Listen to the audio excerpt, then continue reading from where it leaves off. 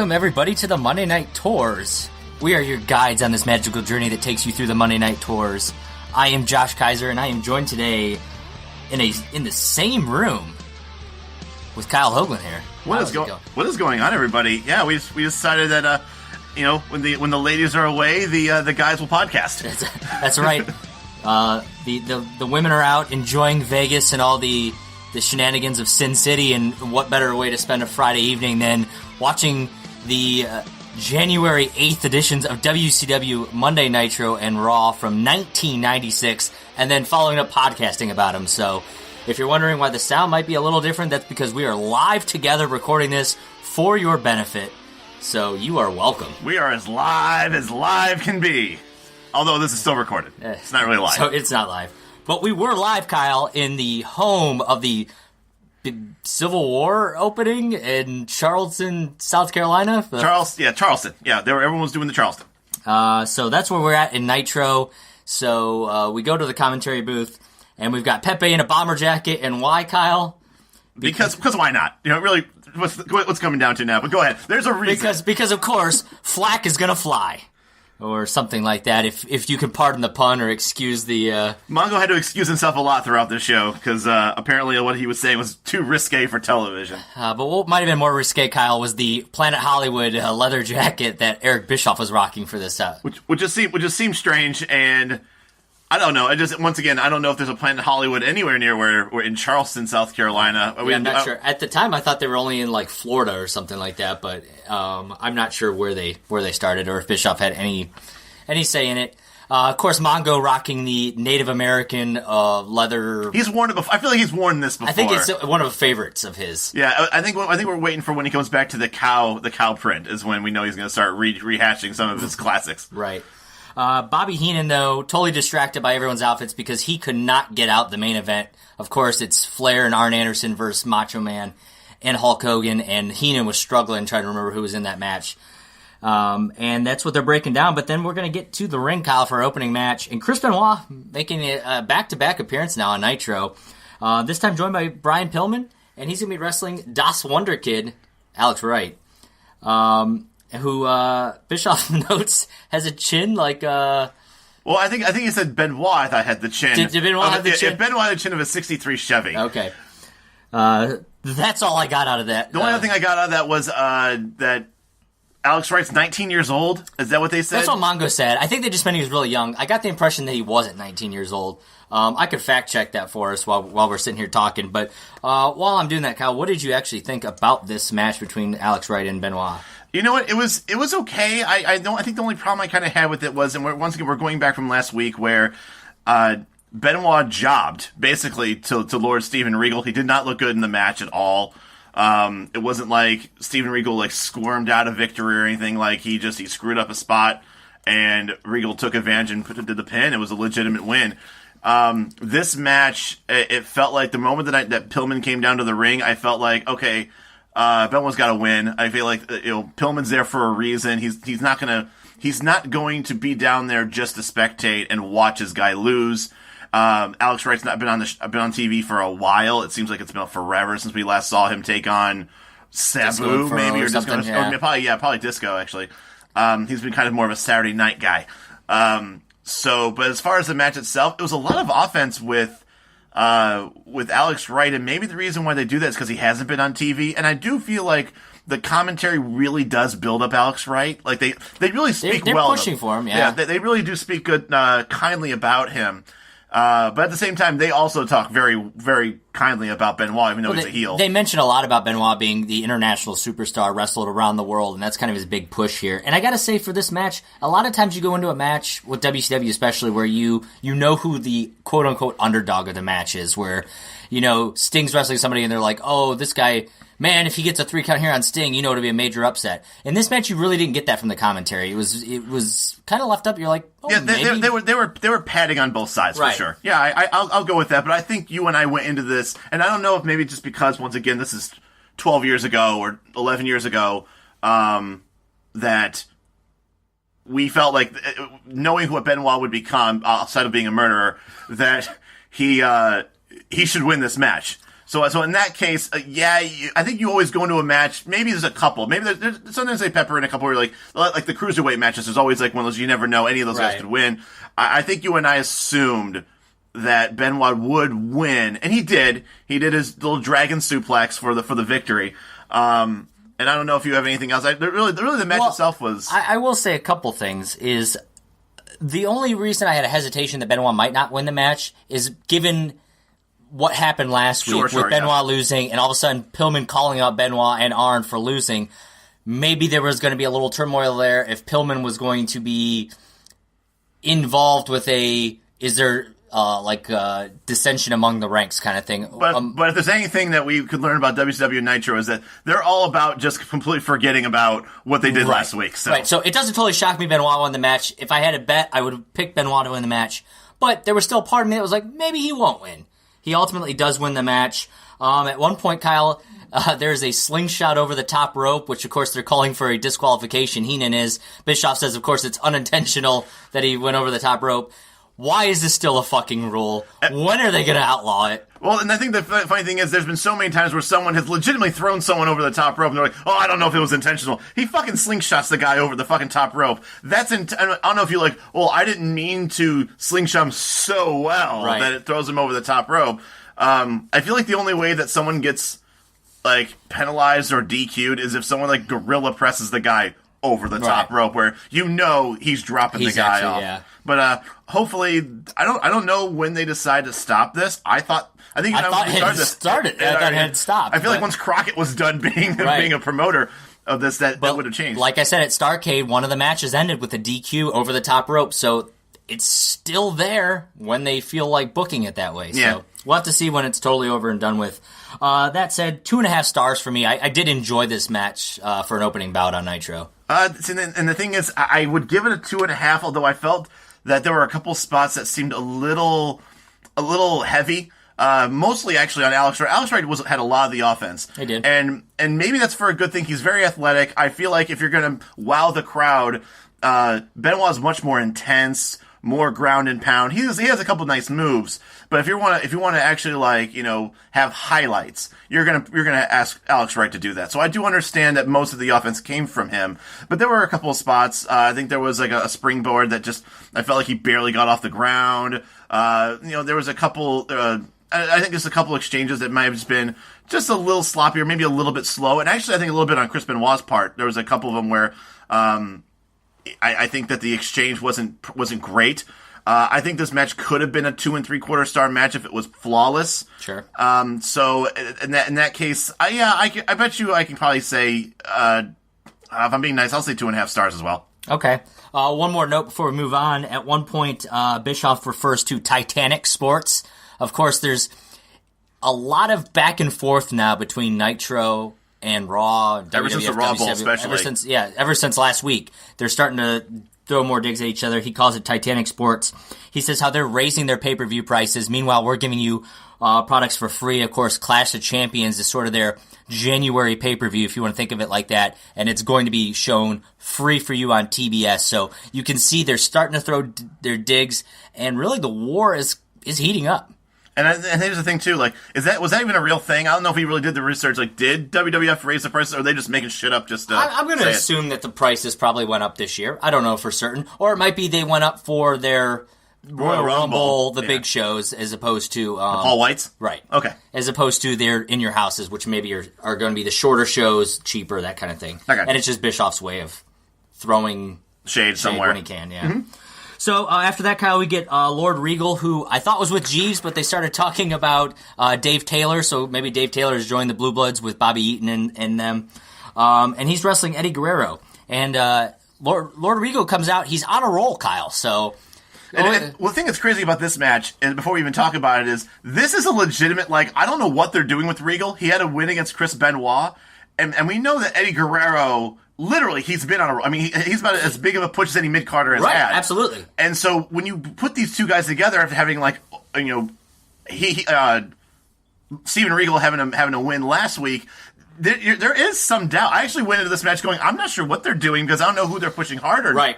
So I don't know if whether or not the Benoit loss was more just to create like this uncertainty of the ranks amongst the Horsemen, right? Sure, and it was and less to do with who Regal's push, right? Was. Whose opponent was, right? Mm-hmm. So they say Regal is on a roll, and they mentioned that Heenan says he's been undefeated for the last few months. I'm not sure what that means exactly, but take it for what it's worth.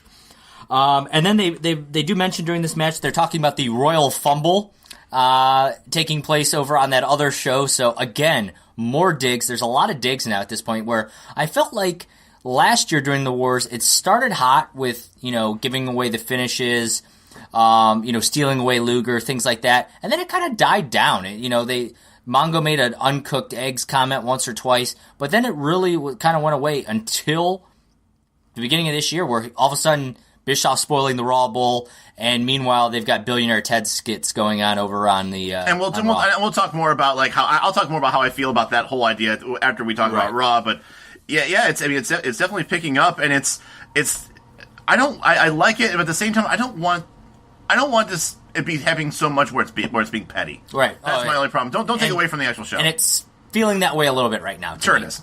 That said, let's get back to Regal and Eddie Guerrero. Obviously, two talented wrestlers. There's no question there. The both of them very good in the ring. That said, this match was okay. It doesn't play the Eddie's. What I think doesn't open up all of Eddie's. I felt tools. like they're two different style wrestlers. Yeah, and it clashed really bad in this match. And there were sloppy moments. That whole fucking flippy schoolboy the Mr. JL thing from 2 weeks ago or 3 weeks ago. That happened again here. It was even worse. Right, he tapped Regal on the butt, and Regal just did a flip and got turned into the pin. At least JL can make it sort of look stupid. Realistic, yeah. This just looked like this looked terrible. There's some sloppy moments. I wrote down here 2.25 star, and the only reason I wrote 2.25 star, backslide for the win, Kyle. Dude, How have we watched wrestling for so long and never seen it? And we've seen two, both on WCW though. Within 3.5 months, a little over 3 months worth, two backslides. Backslides to win. This match was a 1.5 star match, bumped up to 2.25 stars because of the backslide. Because no one believes that a backslide's ever going to win. But once again, I guess this match almost calls for it because.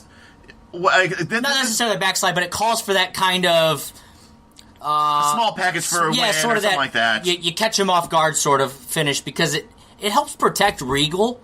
Yeah, it's like Regal lost, but he was right there in it, and Eddie Guerrero just got him by a hair, that kind of thing. But I always feel like if someone gets a small package or like a schoolboy or something like that, if you really legitimately get someone in a backslide and you got your hands down on the shoulder, that's actually really hard to kick out. I feel like that'd be harder to kick out than just... I feel like there should be more wins in a backslide, but because it never happens, it's almost parody that when it actually does. Absolutely. And also just to kind of go on the match, the match itself, I gave it a 1 3/4. I should give it more because of the backslide. But I think the problem I had was, like I said, it's a weird booking match because you've got two guys that I think they're like, well, we'll just see how it goes. One guy is very mat savvy and very stiff, whereas the other guy is much more finesse and speed.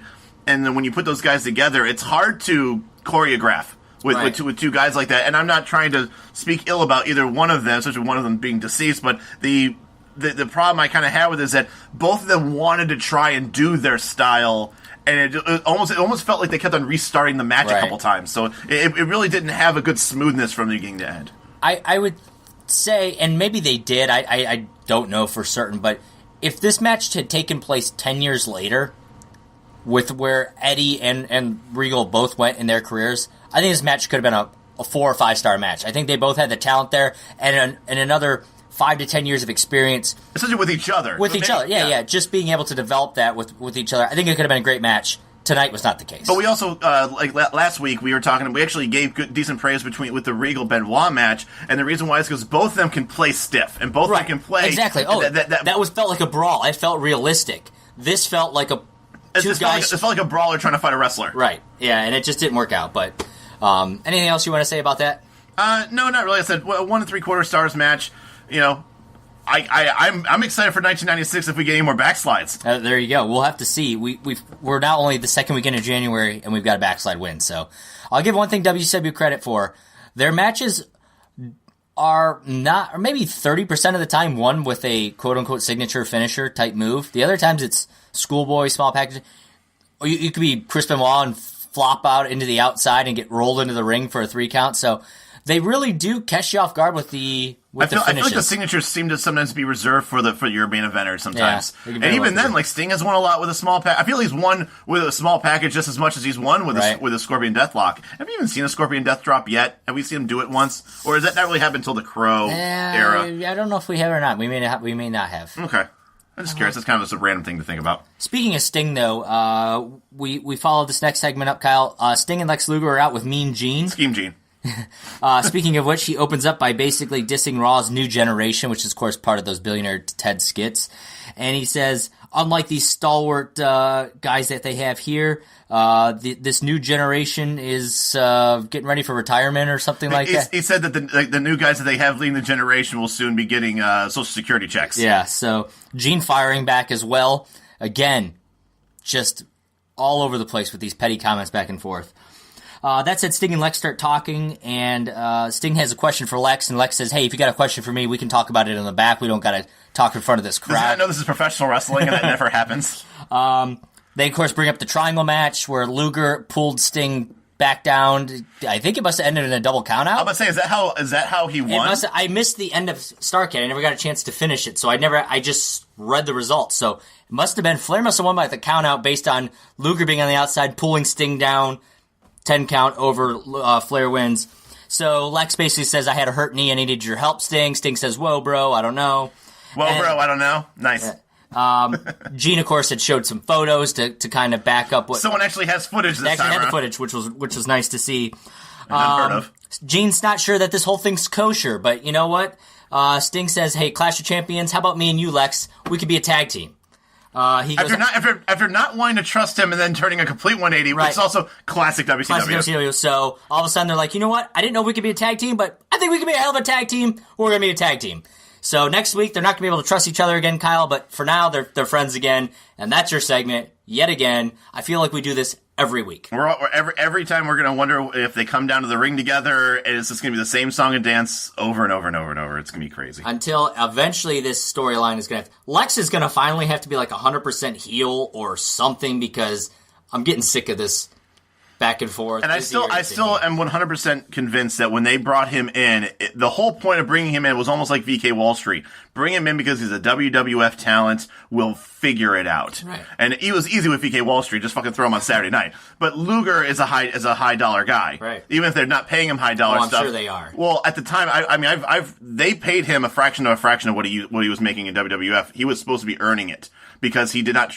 This was something that Bischoff admitted to years later in the Legends of Wrestling, that round table, that show they have.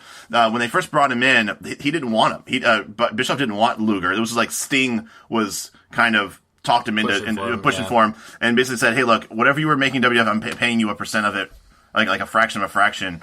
And because I want to make sure that you can actually play nice, because he knows that ultimately Lex Luger is not a wrestling guy. He's an athlete who just kind of couldn't make it anywhere, so he became a professional wrestler. He's got the look. Because he's got the look. So I think the it's going to be interesting to see what they do with him. But yeah, right now I feel like they're just kind of juggling him. Yeah. So we'll have to see, Kyle. But we follow this up with the WCW Saturday Night promo. And this week's WCW Saturday Night is starring Mike Ditka. And you know what? And the thing is, we always talk about how this is actually one of our favorite segments. I like to see what they're showcasing for their Saturday Night show. What Pepe's wearing. It's right up there. And we get one still picture of Mike Ditka wearing some like washed out purple sweater. And the way they do the promos, which I'm sure if you guys are listening to the show, you've watched it. They basically kind of like open up this graphic where it's like almost like opening up the door. It's almost like the hatch of a spaceship or something like that. And it's like they bring the image in of the matchups, and it's like, here's Ditka. And then the hatch closes, and that's it. And then they're like, oh, and by the way, Ric Flair versus Macho Man for the world title. You would think you'd put the fucking... They got pictures of them. Yeah. Put them up. The rematch for the world title, and it just basically, they buried the fucking lead from Mike Ditka, who, by the way, was on Saturday Night the week before, and this is part 2 of it. And I just thought this was just funny just because it was almost like all right, we're going to put Dick up, and there's no way anybody can follow that, let alone the world champ and the former world champ. Right. It was just really nutty. Very crazy. But that said, Kyle, then we move into a Diamond Dallas Page versus Sting. Of course, Sting, who was just interviewed, would be down in the ringside, right? No, he has gone back to the locker room. We're going to bring DDP out first. And DDP looks into the camera on his way out and says, after I beat you, Sting, for the United States title, I'm coming after you, Johnny B. Bad. I don't know what show he's watching. Sting is not the U.S. champion. Sting has not been the U.S. champion. One Man Gang is the U.S. champion, but you wouldn't know that because he won it in a dark match and nobody's talked about it. And you wouldn't know about Kurosawa really either. Or not Kurosawa. Kensuke Sasaki. Sasaki. He's the champion. Again, you barely would know that. And yet here we got Diamond Dallas Page talking about winning the title against Sting. Does anybody know what's going on in this show? Does anyone know? First of all, I don't think we've seen the U.S. title since we've watched this show. We may not have. Because Sting never walked out with it. We've never seen him lose it, but he did. We never saw Kensuke lose it. He did. And now we have One Man Gang, who we haven't seen yet on the show. World War III, I saw him. That's the only time I've actually seen him. And he was actually one of the last guys. He was the last guy. Literally the last guy. He's getting a hell of a push for a guy who's never on TV. I bet you Hogan has something to do with that. Yeah. Like, he probably brought, like, one of his old WWF buddies and just kind of make him look good for a little bit. But once again, it's I don't know what... I feel like the world title is the only thing you see. Once in a while, you see the television title. It's been a while. And the tag titles have been there every once in a while. The United States title might as well not exist. Which is sad, because that's like their IC title. Right. But then again, here we are. The match itself, Kyle, it was okay. I was actually really impressed with it, only because this is the first time... For me personally, I know you watched the Johnny B. Bad match. Yeah. And I really didn't count the Diamond Doll third-person sideways fucking match they had where you didn't even really focus on the match. The camera was just focused on Kimberly the whole time. I was actually very impressed that I felt like they really made DDP look like the DDP that we later on see as being a real world title contender. Obviously, it's Sting. He's not going to lose. But I felt like it was one of Sting's harder matches to win in recent memory. It's up there with the Dean Malenko match anyways. Exactly. But at the very least, at least Dean Malenko lost by a small package and not like... He tapped out. I mean, like, you know, this was the Scorpion Deathlock, so... Right. And also, like, we talked about this while we were watching the show. DDP in 96, I'm near certain, was either in his late 30s or, like, already in his mid-40s at this point in his life. I'll look that up. I forgot to mention, by the way, earlier when we were talking about Alex Wright, he was 20 years old during that match. Close enough. So yeah, he 19. was close enough. DDP was born in 56, so he would have been 40.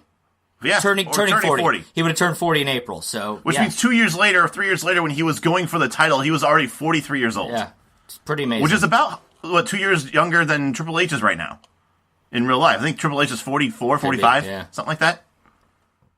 And Cena right now, I think he just turned 40. Right. They do mention, though, at one point, they bring up the... Jim Harbaugh of leading the Colts over the Chiefs, saying basically anything's possible if DDP could beat Sting. It's worth noting that the Colts defeated the Chiefs 10-7 in a playoff round, divisional round matchup. What an offensive slobber knocker that was. And led by Jim Harbaugh's great numbers, 12 of 27 for 112 yards, 1 touchdown, 1 interception. Well, let's be honest. Before the whole coming of... I mean, except for maybe Dan Marino...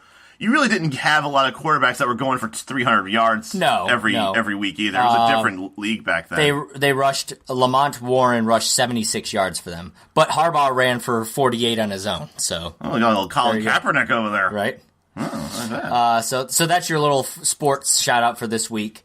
You did see one of the worst drop kicks in the world from Sting to knock DDP out to the outside. I liked that drop kick. I liked it because it was clearly staged. I mean, it was that the one where DDP goes horizontal and just holds onto the ropes and then gets drop kicked through it. I thought that was a cool spot. You don't see it. It wasn't like the spot was cool. I thought the drop kick he missed by a mile. Yeah, but once again, this is when you're trained year after year after year about doing the spot with a drop kick where you're supposed to jump up and hit the guy in the shoulder. It's supposed to be the same height as you. When you're trying to do a drop kick that's 2 feet up off the ground, I feel like that's not something that you go over Fair enough. very often. That said, you do go over a leapfrog very often. Yes, you do. And needless to say, Diamond Dallas Page did not leapfrog, or... No, he didn't duck. He didn't duck. There we go. He didn't duck enough. And instead, he got a head full of dick. He got a head full of Sting's penis. And they sold it well. They sold it well. They reacted that all of a sudden he's holding his head and Sting's down on the ground. Eventually, Sting will win by the Scorpion Deathlock, Kyle. I gave this 2 stars. I thought the match was okay. I think you liked it probably a little bit more than I did. I think this match was significantly better than the match we talked about before. To be completely honest, I enjoyed this match a lot more than I liked the Eddie Guerrero match, which is a tough thing to say because I'm a huge fan of Eddie Guerrero, and so far all of his matches have been great. I think that once again, like I said before, DDP looked like he could be a guy who's coming. Like once again, which is crazy to say about a guy who's maybe only been wrestling maybe a year and a half to 2 years, like full time now, right? And he's 40. Yeah. So that's once again, we do know, we kind of have the advantage that we know what comes of DDP, and he's got, his career the best years of his career are still even yet to come. Oh, absolutely. But no, I enjoyed the match. Not saying that it was a better match from, I guess, a wrestling standpoint, which I actually still think it was. But that, and it was more entertaining. So I would give it a 2.25. Okay. After that, we get a Clash of Champions promo, Kyle, and then we're going to move into our main event: Ric Flair and Arn Anderson versus the Macho Man and Hogan. And we, of course, before the match gets started, we asked the question: can Hogan and Savage trust one another? Part 12. So, thank God they came out to the Hogan's music together. So that way we have one less thing for those fuckers to talk about. And then Flair and Anderson come out to Flair's music, and the match, it was, I don't know, Kyle, I'm starting to, I feel like I think the match was good, but I also think the match was just okay. It was a little slow at times, but I think I'm starting to get a little burned out by these 4 people. I feel like it's just been, we need to change up the main event.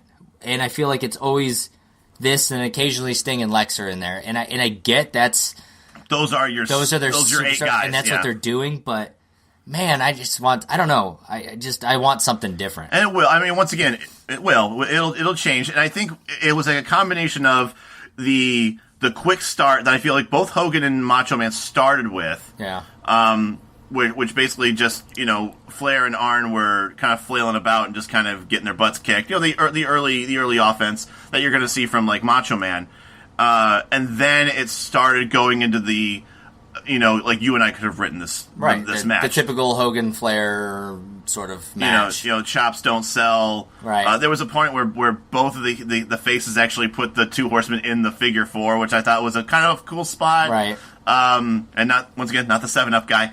And but yeah, there was a point right after that where Macho Man kind of was getting his ass kicked. You can tell that was exactly kind of what happened when it was Sting and Hogan, where Hogan was trying to get the hot tag in order for him to get in. This is exactly what happened in this one. So it's kind of one of those things where I feel like they have like 3 already written pieces of paper of a Hogan match, and they're just like, let's go with paper 3 today. Yeah, we'll go with 3, and then take paper 2 for the Flair match, and we'll just tie them together. Right. So, like I said, and with that said, like, it works. Even in '96, I'm still okay with it. But I do agree, and the crowd wasn't really having it either. There was some boos going on at the beginning of the match, and I think it's because a lot of the fans too. I think they're sick of Hogan. You're Charleston, South Carolina. You're in Flair country. But I think that you have a couple people in there that are probably thinking what we're thinking, which is we know what this match is. Right. We know there's why are we watching this? This feels like a rerun. Right. So do we feel like that deserves less points for the match, or are we still going to grade it based on how we saw it? I gave it 2 stars. So it's probably a little of column A and a little column B. The match was fine. Probably could have graded a little bit better had I watched this match a month ago. But it also wasn't an amazing match by any means. Right. Ultimately, Hogan's going to win with a leg drop and a big boot and a leg drop to Arn Anderson after he knows which is good that it was Arn, which I'm glad it was Arn Anderson. Right. If it was Flair, this might have changed things, and sure. I wouldn't have liked that more if he actually pinned the world champion, especially if Hogan is not going to be going for the title again soon. Of course, you see Pillman and Benoit coming out to break up the 3 count, but they're stopped by the Dungeon of Doom. Which I was so surprised by. I actually didn't expect Dungeon of Doom to come out. So now you see a little bit of that Dungeon of Doom and Horseman feuding that we kind of have seen the seeds been planted the last couple of weeks. But at the same time, it's almost like, oh, we hate Hogan. We hate Hogan more. Right. You know? The Giant comes in, chokeslams Macho Man and the Huckster. And the Huckster. And then the Zodiac comes in and holds the Giant back, and he's yelling, friend, friend, friend. So now you've got this... The Dungeon of Doom and the Horsemen are feuding. The Dungeon of Doom and Team Hulkamania are feuding. And the Zodiac is thrown all of a sudden getting a push in the middle of this. He can say more than yes and no. And he's holding back. Of course, Brutus the Barber Beefcake is defending his friend Hogan. I don't know what the fuck to make of that. Well, and the thing is, that's the what you feel, and then they fade out. This is one of the first Nitros where they don't go back to the booth to kind of like collect ourselves. The one thing about that I actually kind of liked about Nitro is that they either go back to the booth or Mean Gene comes in and sets the matter straight. Right. So this is such an ambiguous show, which that feels more like Raw. It does. So I don't know if whether or not I like that, and I know that that's kind of, it's not what I'm used to, and I almost like being told what's going on in case I miss something. But as far as the match, I don't know if you gave it your rate. You said 2 stars. 2 stars, yeah. I gave it 2 stars as well. Yeah. To wrap this match up all together, Kyle, the C stands for committed. Commitment. Well, commitment. If they were committed, they want commitment to this, they should have went back, ran an extra couple minutes, and told us how they feel. Right? Because we already know that they're okay with going longer. Right. But they didn't. And that's our show. What do you think about Nitro as a whole? You know what? It's that same chaos that at the end of the show. It seems so much like it's a wrestling show up until the main event, where then it becomes an entertainment show. Right. It's very formulaic. Yeah. So and once again, like that was kind of the whole dig that, you know, these shows are supposed to be. And I think Scott Hall said it best in an interview. I remember hearing him was like, the WCW was like a television company doing a wrestling show, and then WWE, WWF is a wrestling company doing a TV show. Right. And you can kind of tell that I think that WCW is understanding that now, or trying to, and they're not trying just to win you with the matches, which, like I said, no problem with the matches. I mean, I think you give it 1 sub 2-star rating. And once again, I think you graded that. I think it could have been better. I think you graded it a little bit less. That was the Sting match, right? Yeah. The 1 3/4, which I think is a shame because I think that was actually a good match. Or is it Eddie Guerrero? No, it was the Sting match I gave 2 stars. The Eddie Guerrero match I gave 2 1/4, but it was really 1 3/4. I just gave the backside bonus bump. Oh, okay. That's what you said. But yeah, I feel like now, I think WCW is now also doing a good job with finding out what works from the WWF standpoint, and maybe taking a little bit of it on there. Because one thing I think WWF, the only thing that they're doing now on their shows that's the same as WCW now is just being petty, which I think makes them look even worse. Right.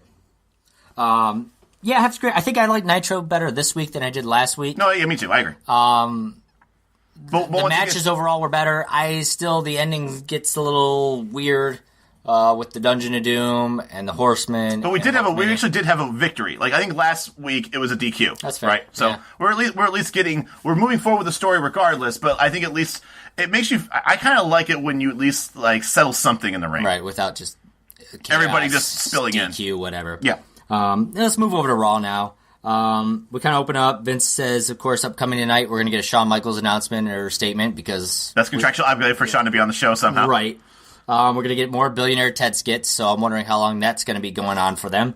They're going to replay the British Bulldog Bret Hart bloodbath match from In Your House 5 this past December. And Scheme Gene is going to be around too, Kyle, so a lot to look forward to. And then they open up to a new Raw opening.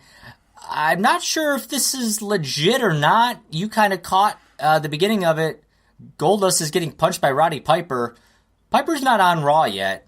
We know he will be. I think right after Royal Rumble. He shows up. Right around that point, he comes in, and he does have a feud with Goldust.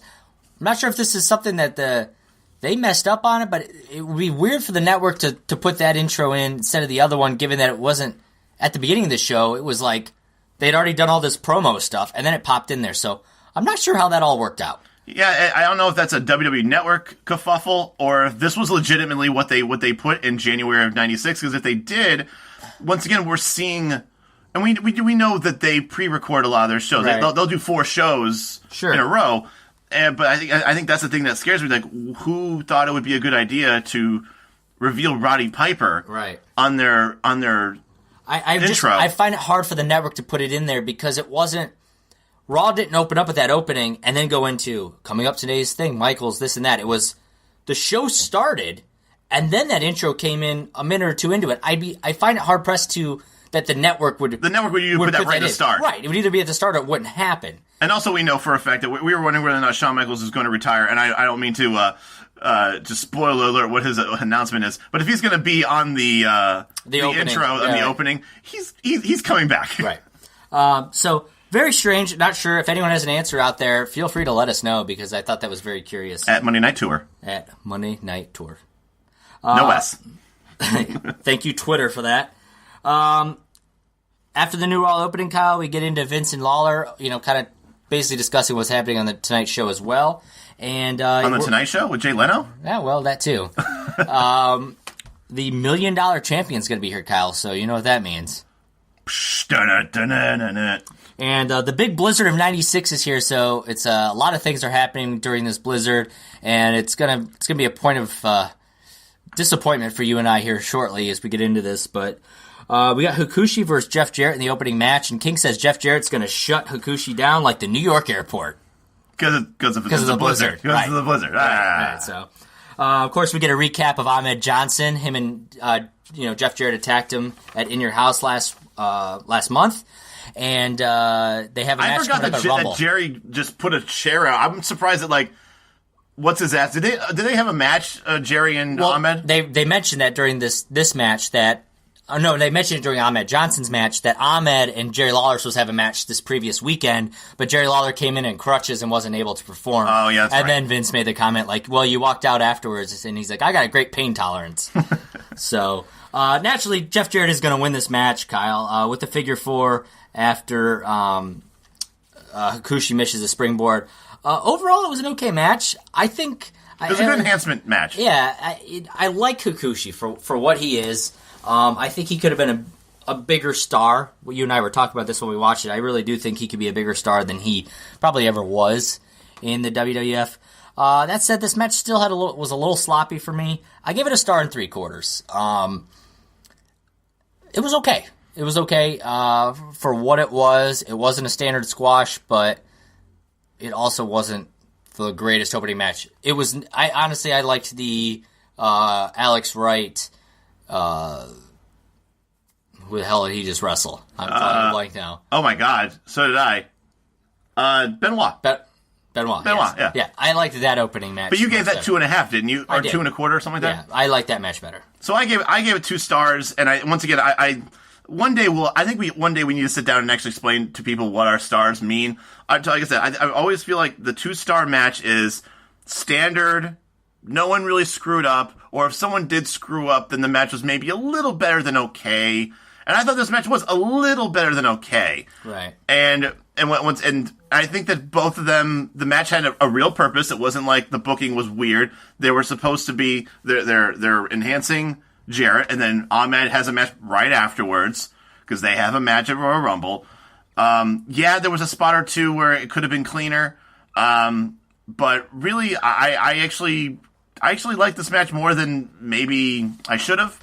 But I'm gonna give it 2 stars. Okay, that's fair. After this match, Kyle, we get the Slam Jam with... It's a Slam Jim. That's what I was going to say. Slam Jam with Doc... Oh, no Doc Hendricks, just a mural of Doc Hendricks. He's snowed in, Kyle, so we get Jim Ross. Who apparently only... that first segment, because we go back to him a couple times during the show, right. He basically just shakes his fist the whole entire time, like he's waiting for somebody to play rock, paper, scissors with. And, spoiler, just play paper, because he only knows how to play rock. And of course, he's here, Kyle. He's going to talk about the Rumble. And he's going to give you some new entrants into the Rumble. And of course, we're going to open up with Doug Gilbert. And for those of you who don't remember Doug Gilbert, you're not alone. We don't either. So Doug Gilbert, he's AWA. I think what's that other federation? IWGA. The IWGP. Yeah, whatever. Like that's where he's at. And then of course after that you get Jake the Snake. Jerry Lawler. Oh yeah, Jake the Snake's back, but you wouldn't get an announcement like Tatanka last week or Doug Gilbert. He's nonchalantly thrown in the middle of that. Then you get Jerry Lawler, Fatu, Isaac Yankem, and then we get our 90s rock music Vader promo again to remind you Vader is still in it. And then Henry Godwin, Marty Jannetty, Kama, Skip Donna, and All Japan's Takeo Amore. So laundry list of people, Kyle, but don't forget Doug Gilbert will be in the Rumble this. Doug Gilbert. Yeah. Well, everyone knows Doug Gilbert. Right. For some reason, I thought you said like Dan Gilbert. So that's your big Royal Rumble update, and then Scheme Gene comes in. He's got some information for you, but he can't give it to now. He'll give it to you later. So that's their dig that Gene just makes all his money off the hotline. So there you have it. That's your Slam Jam for now. Slam Jam. And then, Kyle, we follow that up with Ahmed Johnson versus Jeff Gretler. Yes. And I made a point of going on Reddit. There's actually a Reddit post in Squared Circle about somebody who met Jeff Gretler, which is the most random WWE. If I met Jeff Gretler, right, I would never tell you because it's not important, But this person posted it on Squared Circle like it was that fucking important. What is important is Jeff Gretler's Gretler. Jeff Gretler's ring attire. He's wearing MC Hammer pants that come up to his fucking belly button. It's like a combination of Africa Boombada with MC Hammer, because it wasn't like the golden pants. It had like patterns that looked like from an African tribe. Right. And I don't know if he was just wearing that for Ahmed Johnson, not to sound racist, but he is an African American. That he is, Kyle, and he's also a terrible wrestler. Aw. 1996, you still can't give this guy the benefit of the doubt. I saw an awful clothesline, some awful kicks, and thank God we got a Pro River Plunge about 45 seconds later. 1 star. It was a squash match, and an Ahmed Johnson squash match at that. And for that, I give it a 1.5 stars. just to be the contrarian against you, because I still don't think we've seen... I don't think Ahmed Johnson has been exposed yet. He's wrestling garbage people. No garbage offense, wrestles garbage. No offense to Jeff Gretler and his family, who clearly listen to this podcast. The best thing about this entire match was Jeff Gretler's pants. Hands down. So, all right, it gets a 0.5 star. 1.5 stars. That said, Kyle, after the match, Jeff Jarrett runs in with his guitar. He goes for the guitar shot. Johnson moves. He doesn't really move. He kind of just... sidesteps. He kind of just watches him miss. And he hits the ring post and breaks the guitar, and then Ahmed Johnson finishes it off. Jeff Jarrett runs out of there. And that's your segment there. After that, Kyle, we get a promo. Next week, Kane versus The Undertaker, or Isaac Yankem versus The Undertaker. I'm surprised. I never thought they actually had a match before Kane Undertaker. Right. So it's not going to be good. But I'm curious to see how they look together. But yeah, I'm curious because I don't remember. I think I remember Kane versus Undertaker and being like, I liked all those matches that they were in. Right. And maybe I'm rose-tinted glasses. Maybe we go back and they're garbage. Sure. But I'm curious if it's kind of interesting how even a gimmick itself can hamstring what the wrestler will do in the ring. Absolutely. Yeah. Like if you're the dumpster, you would do dumpster moves in a sense. You know what I mean? We already talked about the Ahmed Johnson God damn it. Poor Jeff Gretler. We also have Marty Jannetty versus Owen Hart next week, which actually I think could be an entertaining match. But I think we've seen this match. We may have. A couple weeks ago, I think they had a match together. We may have. It might have been a tag match, though. I don't know. Maybe. After this, Kyle, Brother Love and Ted DiBiase are in the ring, and they're introducing the $1 Million champion. Glass shatters, or Ted DiBiase laughs, and the Money Incorporated music plays.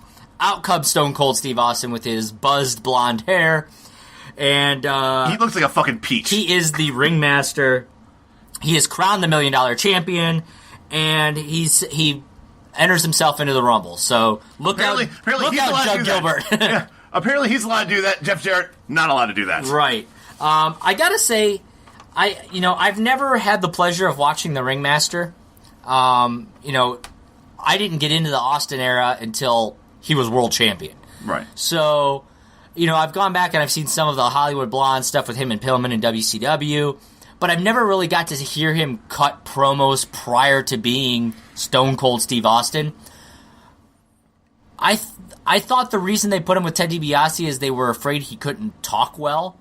I thought he cut a great promo there. No, he did, and then, once again, I think it felt like Austin to me. Before once again, for people who may not know this, I'm assuming a lot of you guys do if you guys are listening to wrestling podcasts. Steve Austin was just recently signed to WWF from ECW, right? And during that time, because I think he was like he was nursing a knee injury or something with his leg, and so he couldn't wrestle. But what Heyman did was he would keep him on television, and all he did was cut promos. He did. You're correct on that. Heyman really helped him out there. Yeah, I think once again, I think Heyman has a lot to do with him being noticed, right? And all it was him cutting promos.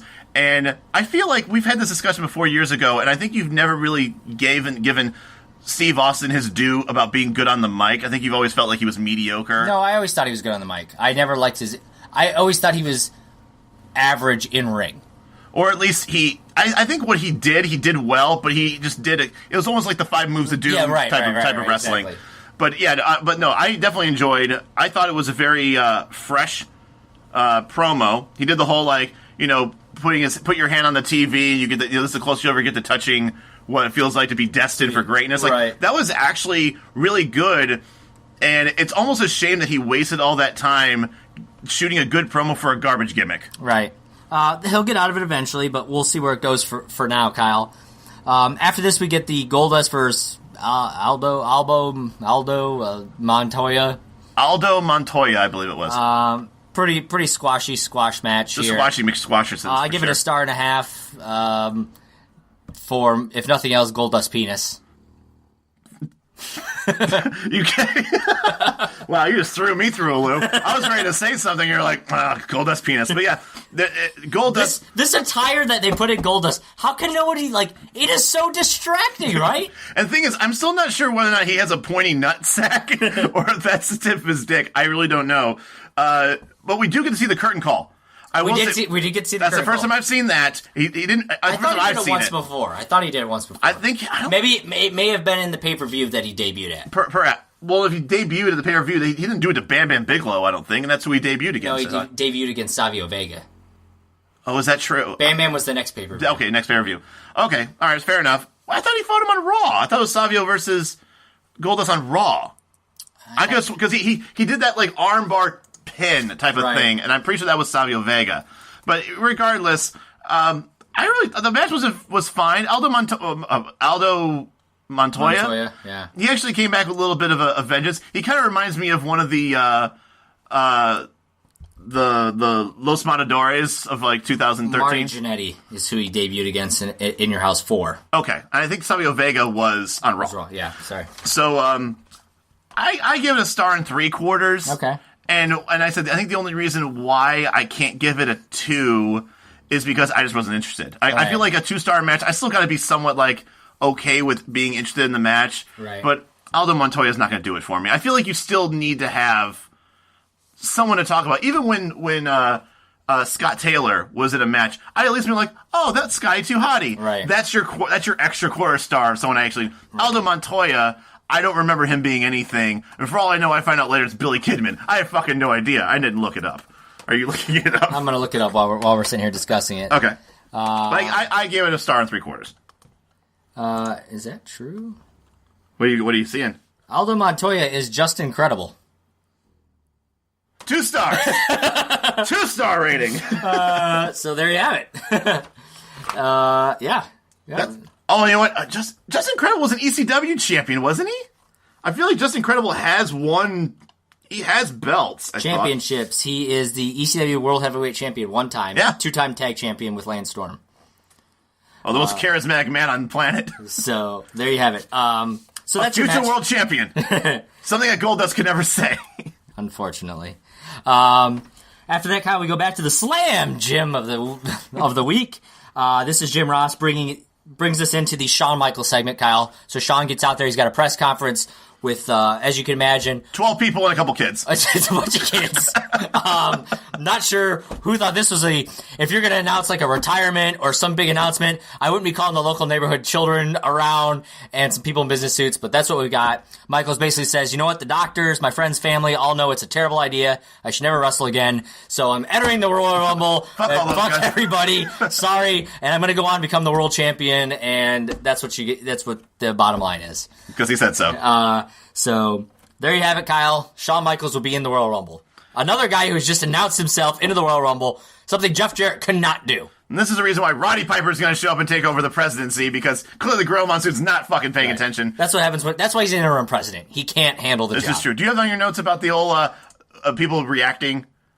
Like, I'm just wondering, like, are we going to talk about that? Oh, yes. Yeah. Okay, we'll go to that. Okay. But first, Kyle, we go to Scheme Gene. He's going to give you a new name for the Rumble. If you call the hotline, they say, come on, Gene. Throw us a bone here. He said, all right, it's Vader time. And he threw up the Vader symbol. Which we already knew, obviously. The guy playing Scheme Gene, not doing it. I don't think he did a very good job. He just I'm not feeling it. It's not a good. I think we talked about this last week where we felt like, all right, Billionaire Ted, fine, that's funny. Hogan, maybe. Although I feel like even Hogan and Macho Man, I don't think they ever had like a problem with Vince. They just wanted to move on. Right. I think the only person I feel like Macho and Vince had some issues because Vince thought Macho Man was done in ring. Macho thought he still had some to go, and there was a closeness there. Right. And if you believe that he slept with Stephanie, there's a whole nother issue. There's a whole other thing there. But I feel like the whole I think we talked about where like Mean Gene Okerlund being one of the other parodies.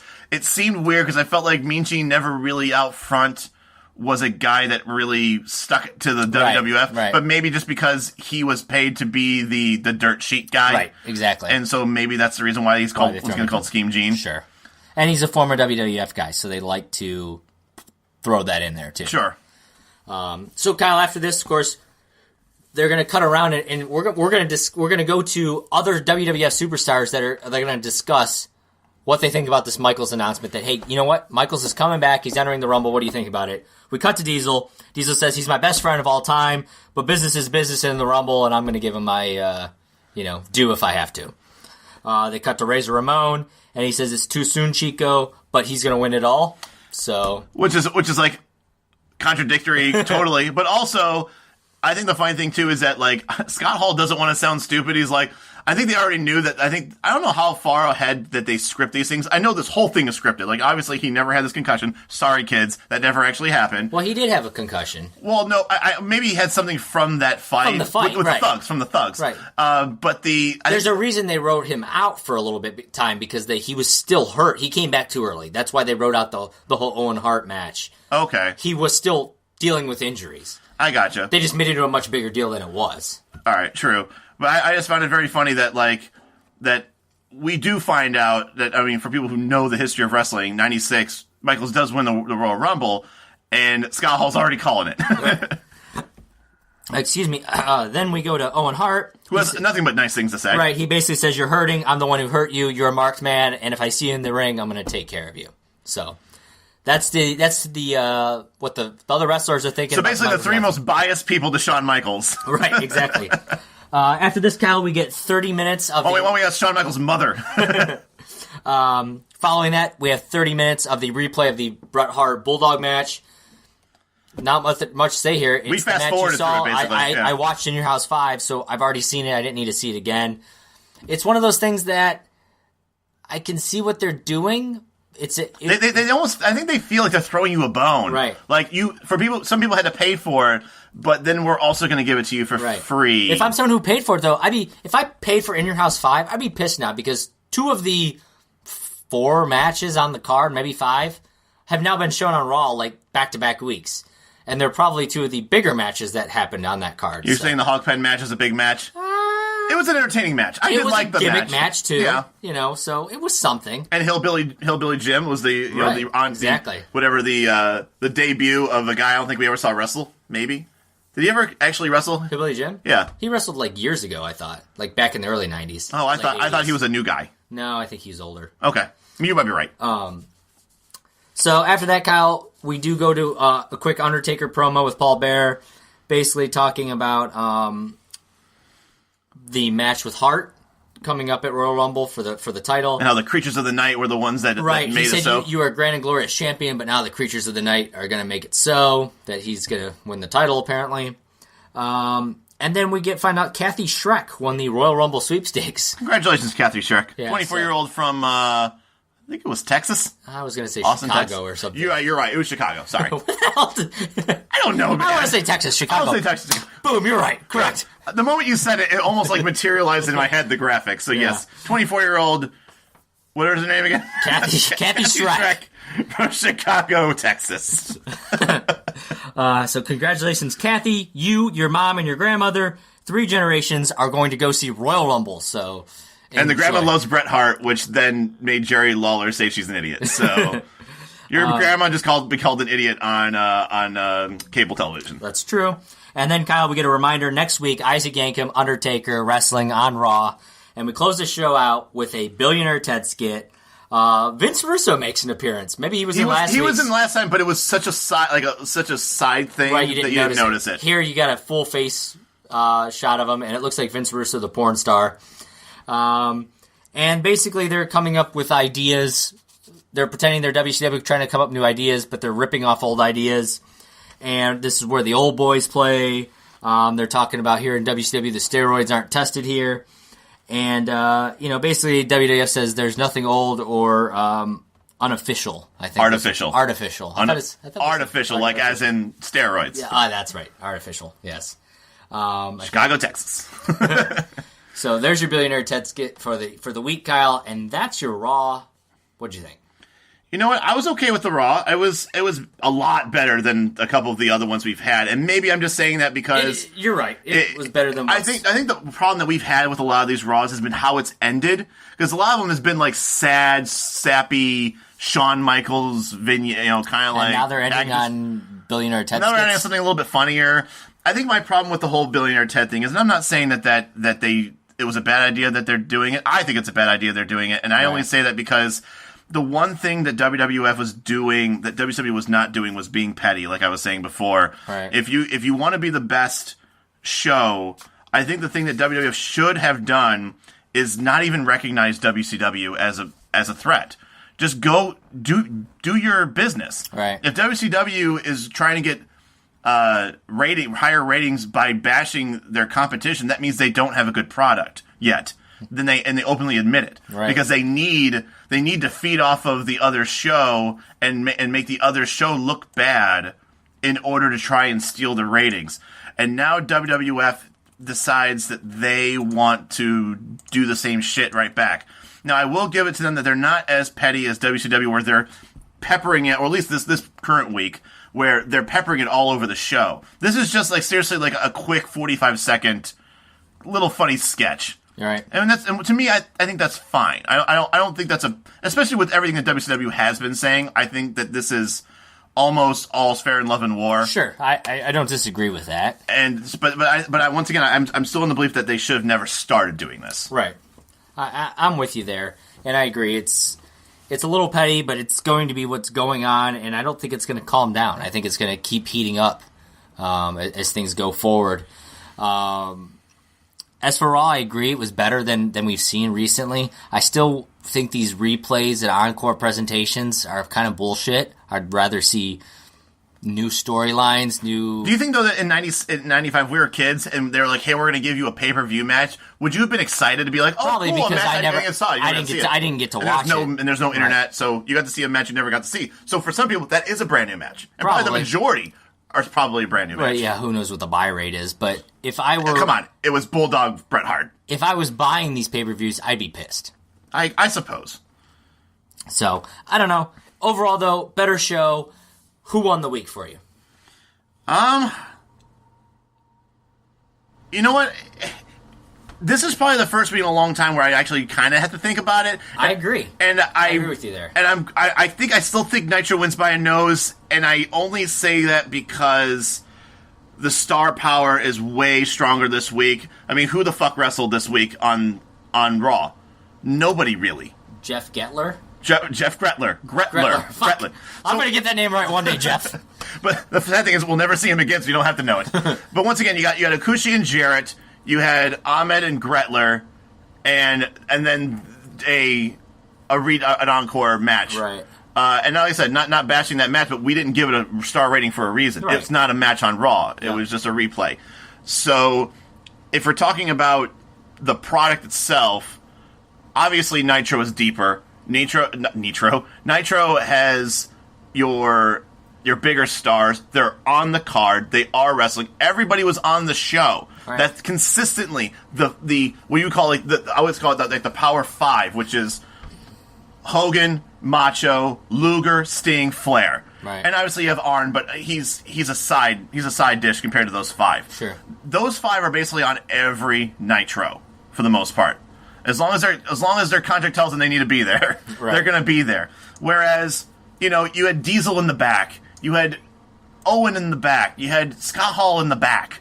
All these guys that we're looking forward to seeing wrestle, it almost feels like they just never have to. Yeah. And it continues on going that way. So if I'm going to grade based on enjoying the card itself, if you were to go back and read the card of Benoit versus Alex Wright and DDP versus Sting for the U.S. title, don't forget. For apparently the U.S. title, looking at it on paper, like absolutely Nitro wins. Now, not saying that there's more to a card than that, but I still have to say Nitro does edge out this week. Still, I agree. Nitro does edge it out. It's the closest it's been in a while, though. I think.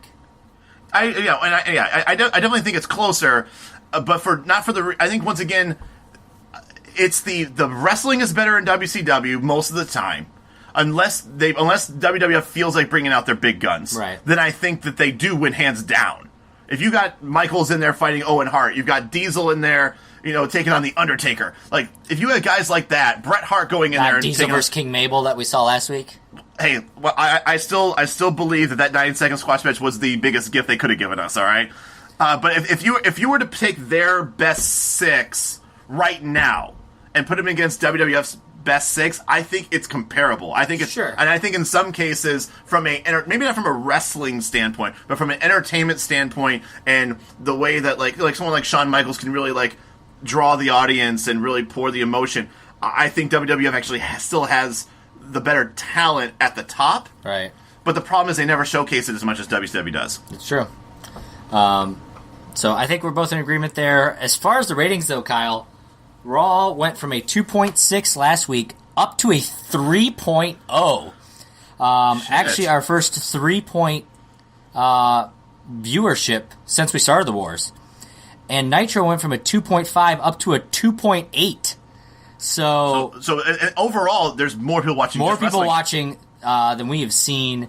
I mean, I think at 2.8, taking a quick glance of our numbers, 2.8 would have been the highest since the war started that Nitro just put up, and then Raw had a 3. So we're starting to trend in that right direction. And that's 2 weeks in a row that Raw has won in the ratings, and yet Bischoff keeps on talking about how they're number one. Yeah, so I'm not sure what his ratings are compared to ours, but this is what I've got in front of me, Kyle. And that said, that's going to be the show this week. So if you haven't subscribed to us yet on iTunes, what are you waiting for? Maybe you're on Google Play. You can go follow us there. They're waiting for Scheme Gene to give the details. Right. Leave us that rating, the 5-star rating. Give us a subscribe, all that kind of stuff. Go on social media. We are on Twitter. We are on Facebook.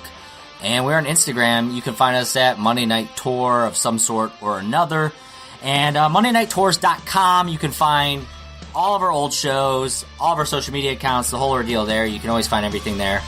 And go check out the January 15th episodes of Nitro and Raw, because we're going to be right back here next week reviewing all that for you as we get closer to the Royal Fumble. The Royal Rumble. For Kyle Hogan, I'm Josh Kaiser, and we will see you guys next time on the Monday Night Tours.